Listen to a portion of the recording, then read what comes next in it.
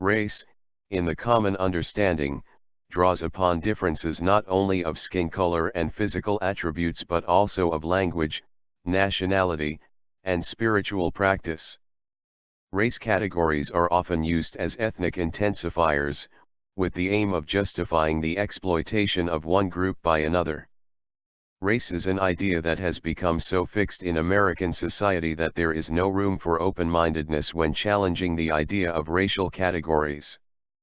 Over the years there has been a drastic change with the way the term race is used by scientists. Essentially, there is a major difference between the biological and sociological views of race. In 1758 a Swedish botanist named Carolus Linnaeus established the classification system still in use for various forms of life. He listed 4 categories that he labeled as varieties of the human species. To each he attributed inherited biological as well as learned cultural characteristics. He described Homo European as light-skinned, blonde, and governed by laws. Homo American was copper-colored and was regulated by customs. Homo Asiatic was sooty and dark-eyed and governed by opinions. Homo African was black and indolent and governed by impulse. We can in retrospect recognize the ethnocentric assumptions involved in these descriptions, which imply a descending order of prestige. Most striking is the labeling of the 4 varieties as governed by laws, customs, opinions, and impulse, with Europeans on the top and Africans at the bottom. In fact, different populations within all 4 varieties would have had all 4 forms of behavior. In later years, many European scientists defined race by separating Homo sapiens into 3 to 6 different groups. Australoid, those from Australia, Melanesian islands. Caucasoid, Europe, North Africa, Southwest Asia. Mongoloid, East Asia, Siberia, the Americas. Negroid, Central and Southern Africa. Native Americans. Polynesians.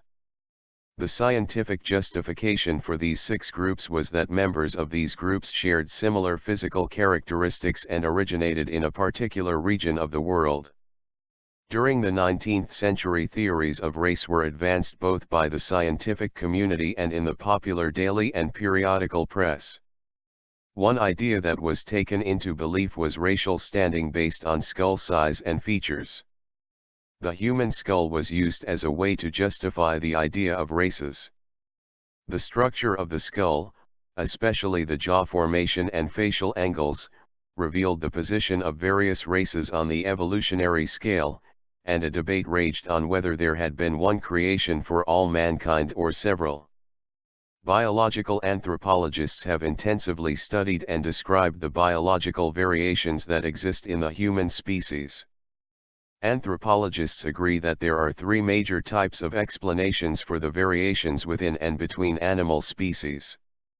Natural selection, proposed by Charles Darwin, is the first explanation. It refers to how, in a particular habitat, variations in hereditary traits enable some members of a population to survive and have more offspring that inherit the favorable traits of the parents. A second explanation is called gene flow. The flow of genes occurs because people from one population mate with those in another. In the colonial history of the United States, persons who had emigrated from Europe mated with enslaved Africans. After the Civil War, people from these 2 populations were able to marry in some states, and informal mating continued in all states. Geneticists in the 1950s compared hemoglobin traits in African Americans, Europeans, and West Africans and concluded that as much as 30% of the measured traits in African Americans came from European mating. Today in the United States, those people who identify themselves as Black or African American range in skin color and other traits from light-skinned to dark-skinned. Various patterns of gene flow are to be found between peoples all around the world, adding to the complexities of race in the world. The third process, genetic drift, a phenomenon that occurs from one generation to another or when people move from one geographic area to another. By chance the next generation, or those who move, may differ from the parental population in some genetic characteristics. It has no connection with natural selection or mating preferences. It has already been demonstrated how adaptive traits such as skin color and sickle cell vary in a pattern that do not support identification of distinct races. Beginning in the 1940s, scientists began to realize that the racial map of human beings did not match what they were learning of human genes. Scientists do agree with the idea that people look different, mainly because of the varied environments in which they and their ancestors live. They have physically changed as environmental conditions warranted. Take skin color, as an example.